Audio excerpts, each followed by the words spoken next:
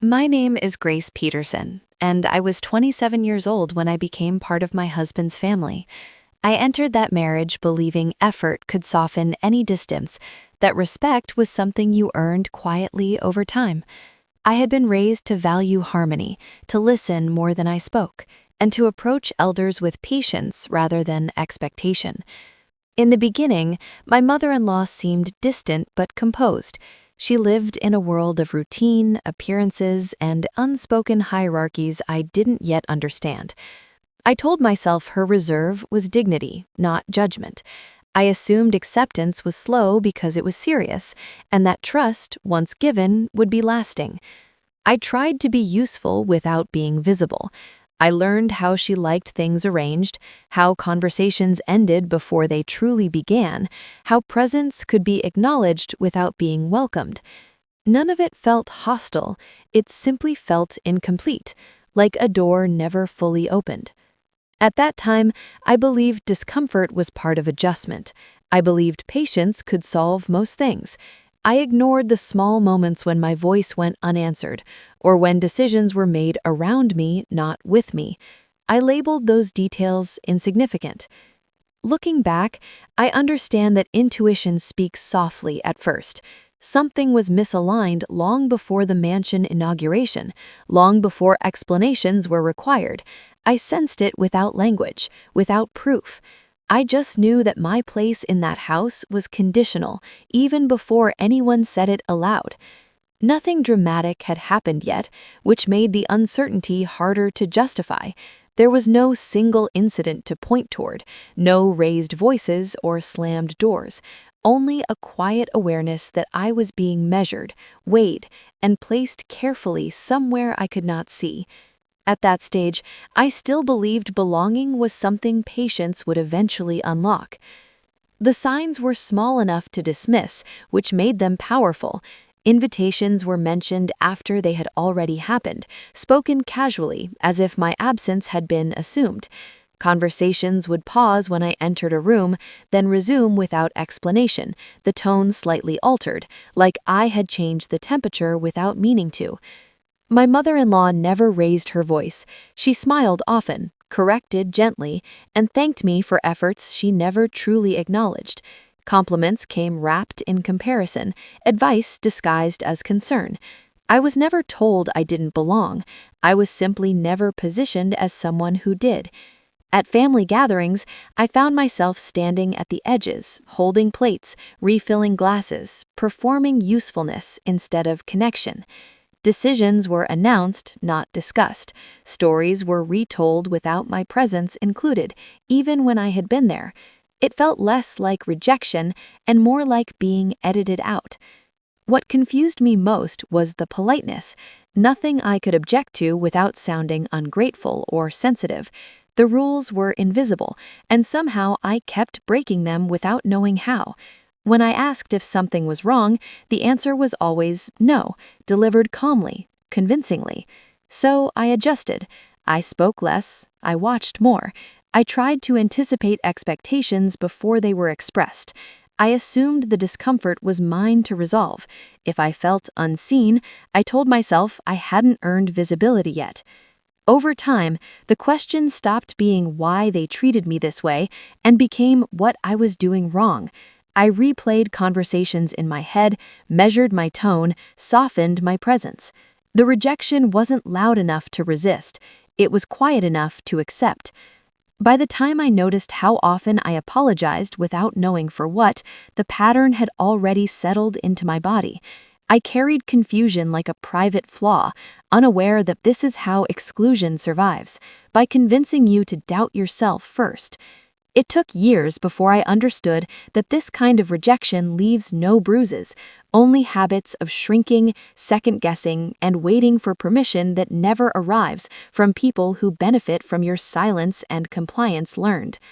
Living in my mother-in-law's house taught me how to take up less space, not because anyone asked me to, but because the environment rewarded quiet compliance. I learned when to enter rooms, when to leave them, and when to pretend I had not noticed conversations stop when I arrived. I began asking permission for things that did not require it. To sit, to speak, to rest. My presence felt like something that needed justification. The mansion itself was immaculate, expansive, filled with polished surfaces and echoing hallways. It was impressive to visitors, intimidating to live inside. Beauty without warmth has a way of reminding you that you are a guest, even after years. I tried to earn my place through effort. I remembered preferences, managed schedules, anticipated needs before they were voiced. The more invisible the work, the more I believed it counted. Silence became my contribution. Endurance became my offering. I told myself that this was maturity, that harmony required sacrifice. But power does not always announce itself. Sometimes it simply assumes compliance and waits to see who adjusts. In that house, authority lived in expectation. No rules were stated, yet consequences followed missteps I could not name. A look held too long, a correction delivered lightly, a door closed gently but firmly. Over time, my body adapted, my voice softened, my opinions arrived pre-edited. I stopped sharing things that mattered to me because they required explanation, and explanation felt like inconvenience. I learned to observe moods, to sense shifts, to calibrate myself accordingly. The mansion remained unchanged, solid and unmoved, while something in me slowly contracted. I became efficient at minimizing my needs. The cost was subtle, but cumulative. I slept lightly. I rehearsed conversations internally. I mistook constant vigilance for responsibility. I didn't yet see this as loss. I saw it as adjustment. Only later would I understand that shrinking is not the same as fitting in. It is a survival response to unspoken dominance, and it carries a quiet weight that settles into your sense of self long before you question whether the space you are adapting to was ever meant to hold you. At the time, I thought endurance was love and silence was loyalty, never realizing how easily devotion can be trained to erase itself when belonging is treated as a privilege instead of something shared, stable, and human by those who benefit most. My instinct when something feels wrong has always been to look inward first. In that house, that instinct intensified. I questioned my tone, my timing, my expectations. I wondered if I was asking for too much, if wanting ease meant I was entitled. It felt safer to assume fault than to consider that the environment itself might be unkind. I defended my mother-in-law often, sometimes before anyone asked. I explained her behavior as stress, tradition, misunderstanding. I told friends she meant well, that she had lived a hard life, that adjustment took time. Each explanation protected her image and quietly dissolved my own experience. It became easier to narrate myself as difficult than to sit with the possibility that I was being managed. Inside my marriage, I softened my concerns until they sounded hypothetical. I didn't want to create tension. I didn't want to be the problem everyone had to accommodate. When discomfort surfaced, I framed it as confusion, not pain. I learned to present my unease as something temporary, something I would work through privately. The self-blame was subtle but persistent. I monitored my reactions, corrected my feelings before they formed words. I believed that if I were more adaptable, more patient, more gracious, the distance would close on its own. I treated harmony like a performance that required constant rehearsal. What I didn't realize then was how self-blame creates loyalty. It keeps you invested in fixing what cannot be fixed alone. It keeps you quiet, productive, and hopeful. I mistook my endurance for emotional intelligence. I mistook silence for stability. As plans for the mansion inauguration began circulating, the pressure intensified. This event mattered to her. It was meant to be flawless, symbolic, admired. I felt the unspoken expectation to rise to the occasion, to represent unity, elegance, gratitude. There was no room for uncertainty, no tolerance for disruption. I told myself that if I could just get through this milestone, things might settle, that visibility would soften distance, that perfection would earn peace. The inauguration loomed like a test I hadn't studied for, yet felt entirely responsible to pass. I focused on preparation instead of reflection, unaware that this was the moment when my internal conflict would finally demand clarity, not effort. Outwardly, everything still looked controlled and respectable. Inside, I felt divided between loyalty and self-respect, between patience and erasure. I did not yet name this conflict as harm. I called it responsibility. I believed discomfort was the price of belonging, and that questioning the structure meant risking the little stability I had managed to secure for myself and for my marriage. At least that was the story I repeated quietly to survive each day alone. Preparation for the mansion inauguration began months before the date was announced. Schedules tightened, expectations multiplied. The house filled with planners, decorators, distant relatives, all orbiting my mother-in-law with admiration that felt rehearsed. I was present in every practical sense, yet absent in every visible one. Tasks were assigned quietly, often indirectly. I was told what needed to be done, never asked how I was managing it. When something went smoothly, it belonged to the house. When something faltered, it somehow found its way back to me. I learned to absorb pressure without reaction, because reaction only created more work. There was a strange loneliness in preparing for a celebration that did not include me emotionally. I watched excitement build around a future space that symbolized permanence, legacy, and status. Meanwhile, I moved through rooms like a temporary solution, useful but interchangeable. No one questioned my availability. No one questioned my silence. The contrast was exhausting. Laughter echoed through hallways while I folded linens alone. Toasts were practiced while I revised lists no one would read. Every detail mattered, except how I felt carrying them. I told myself this was simply the nature of family events, that visibility was not the point. Still, something tightened in my chest each time my contributions went unnamed. As the inauguration approached, the pressure became constant, ambient, like noise you stop noticing until it disappears. I slept less, I spoke carefully, I avoided anything that might appear inconvenient. The house looked more beautiful each day, and I felt increasingly out of place inside it. What unsettled me most was the sense that I was being positioned, not invited. My role was clear: support, not presence; execution, not voice. The celebration was about ownership and arrival, while I remained suspended, neither guest nor host. During that period, I noticed how often people spoke about me instead of to me. Plans shifted without consultation. Decisions were justified after they were finalized. I existed as a function, not a participant. Even my husband seemed absorbed into the machinery of preparation, his attention divided, his reassurances brief and distracted.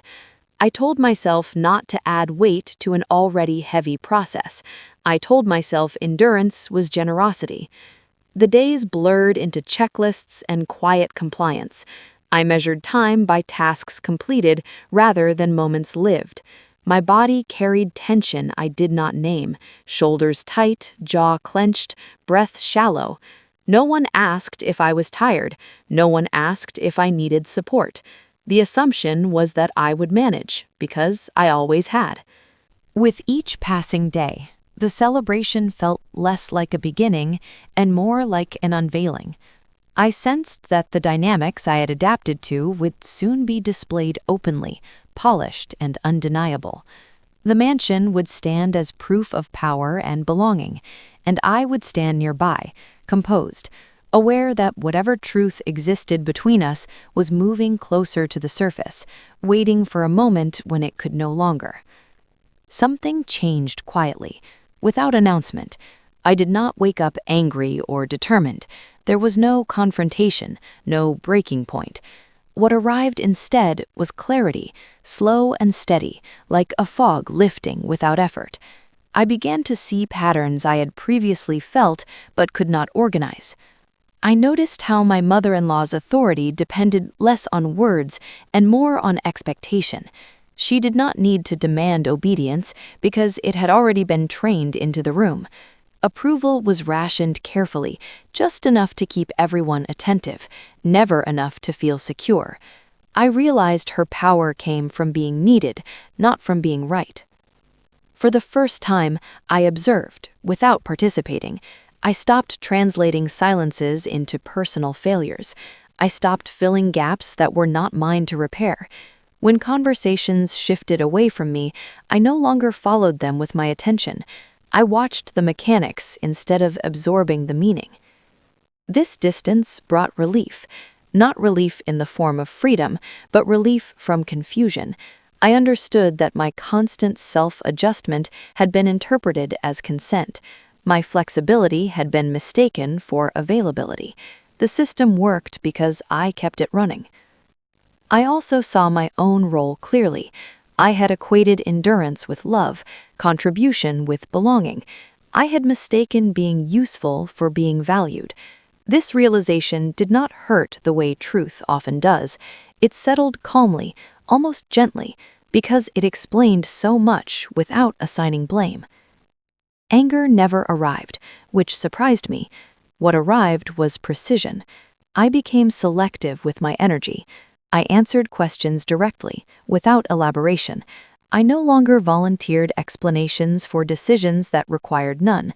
I allowed pauses to remain unfilled. Silence stopped feeling like absence and started feeling like choice. The more I withdrew emotionally, the more visible the structure became. Power thrives on reaction. It weakens when observed without response. I began to see how often tension relied on my anticipation, how conflict required my participation to stay alive. This shift did not make me louder, it made me still. I felt grounded in a way I had not before, no longer bracing for correction or approval. I understood that clarity was not something I needed permission to hold. I became aware of how predictability had been mistaken for virtue. I was praised when I was agreeable, overlooked when I was complex. This awareness did not harden me, but it did clarify my limits. I recognized that some systems do not change when confronted, only when participation quietly ends. I stopped trying to be understood by people invested in misunderstanding me. I stopped offering context where context was unnecessary. This was not withdrawal out of fear, but restraint born from insight. I conserved my emotional responses the way one conserves strength during a long journey, knowing every unnecessary movement creates fatigue. The less I explained myself, the steadier I felt. I noticed how neutrality unsettled expectations more than resistance ever had. Without intending to, I had stepped outside the role assigned to me, and from that position, I could finally see the shape of the cage I had been taught to decorate. That realization stayed with me, quiet, steady, and irreversible in ways I did not yet articulate. As the inauguration drew closer, I sensed that my internal withdrawal would change the dynamic in ways I could not yet predict. I was no longer trying to secure my place. I was watching, waiting, conserving. Silence had become a form of self-protection, and for the first time, it felt deliberate rather than imposed. Silence did not arrive all at once. It settled gradually as I learned which explanations were unnecessary and which questions were never meant to be answered. I stopped filling the space after statements, stopped softening truths before they were spoken. Not because I wanted to provoke discomfort, but because I no longer felt responsible for preventing it. I began to notice how often my energy had been used to stabilize other people's emotions. When I withdrew that effort, nothing collapsed. Conversations continued. Plans moved forward. The only thing that changed was my level of exhaustion. Observation replaced participation, and with it came a quiet steadiness. I answered when spoken to, but I did not anticipate needs. I listened without volunteering solutions. I allowed misunderstandings to remain uncorrected when correcting them would only benefit someone else's comfort. This was not indifference, it was discernment. My mother-in-law noticed the shift before anyone else, not because I challenged her, but because I stopped adjusting myself around her presence. I no longer mirrored her moods or rushed to smooth transitions. I treated her the way she had always treated me, with politeness and distance, and the symmetry felt unfamiliar to her. Silence created space. In that space, I could see how much of the household's emotional balance had depended on my availability. Without commentary or reassurance from me, small tensions surfaced on their own. Expectations went unmet because they were never spoken. The system hesitated, uncertain where to place me now. I did not announce boundaries, I simply lived as if they already existed. I left rooms when conversations no longer included me. I declined tasks without explanation when my plate was full. I stopped translating other people's intentions into kindness. I let actions stand on their own. I noticed changes I had not engineered. People grew tentative around me, as if unsure which version of me would respond. Requests were phrased more carefully. Assumptions were tested instead of taken. My quiet altered the rhythm of interactions because it removed predictability. I was no longer the emotional buffer absorbing friction between personalities. Without that cushion, discomfort had nowhere to go. It lingered. It exposed habits others had relied on without noticing. I stayed composed, not detached, simply uninterested in managing outcomes that were never mine to control. This neutrality unsettled some, confused others, and clarified a great deal for me. I understood then that withdrawal was not disappearance. It was relocation of my energy, away from performance and toward preservation. The house felt different when I stopped compensating for its imbalances. That difference was quiet, structural, and irreversible, even before anyone named it aloud yet. There was relief in this withdrawal, but also grief. Letting go of the hope that silence would eventually be rewarded required acceptance. I mourned the version of myself that believed patience guaranteed belonging. I honored her by no longer sacrificing her needs. As the inauguration approached, I felt less involved but more intact. I was no longer central to the machinery that kept everything running smoothly. And without trying to, I had removed a piece that had quietly held more weight than anyone realized. The consequences were subtle, delayed, and already in motion, unfolding without my direction, shaped only by the absence of what I had once given freely. At the mansion inauguration, I understood why I had never been welcomed, not because anyone said it directly, but because everything was finally visible. The event was elegant, carefully curated, filled with admiration and validation for my mother-in-law. She moved through the space with ease, receiving praise as if the house itself were an extension of her. I stood among the guests as a relative, but not as a reflection of her success. That distinction mattered more to her than I had realized. As people spoke about legacy, about what she had built, I noticed how often eyes drifted away from me. I was not part of the image she wanted admired. The truth emerged quietly through conversation, not accusation. A comment about lineage, a remark about who would inherit influence. I understood then that my presence represented uncertainty. I was younger, educated, adaptable. I was not meant to be permanent. I was meant to remain peripheral. Her hostility was not personal in the way I once believed. It was strategic. I threatened nothing tangible, but I disrupted narrative. The mansion was not just a home. It was proof of control, relevance, and unchallenged authority. There was no room in that story for someone whose future extended beyond her reach. As the speeches continued, I watched her closely. The warmth she showed others never reached her eyes when she looked at me. It was not anger, it was calculation. She did not want me gone, she wanted me diminished. I felt no urge to defend myself. The clarity I had already found held. I understood that her behavior had been an attempt to protect a position she sensed was fragile. The exposure changed nothing outwardly, but everything internally. I no longer questioned my place because I finally saw why it had been denied. There was no satisfaction in this realization, only relief. As the night unfolded, I felt the beginning of a shift. Power does not move when challenged, it moves when its illusions fail. And standing there, unremarked, unreactive, I sensed that something irreversible had begun. The admiration she received felt thinner now, dependent on constant reinforcement. Without my former efforts, small fractures appeared. People noticed pauses, inconsistencies, moments where control slipped. I did nothing. I said nothing. That absence spoke louder than confrontation. I realized then that the inauguration was not her triumph, but a reveal. Not of wealth, but of fear. She had built a fortress to keep time and change outside. I was evidence that neither could be fully controlled.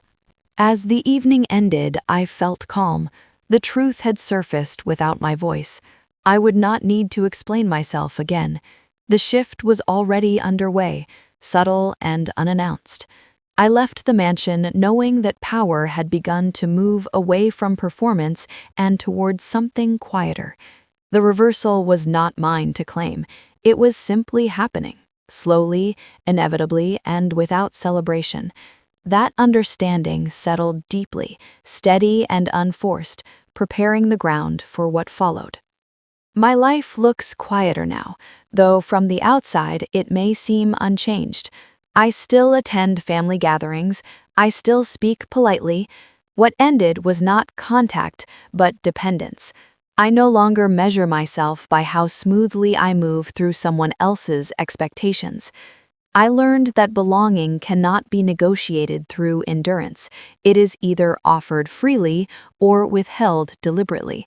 Once I understood that, I stopped asking questions that had already been answered through behavior. I released the hope that patience would one day be rewarded with warmth.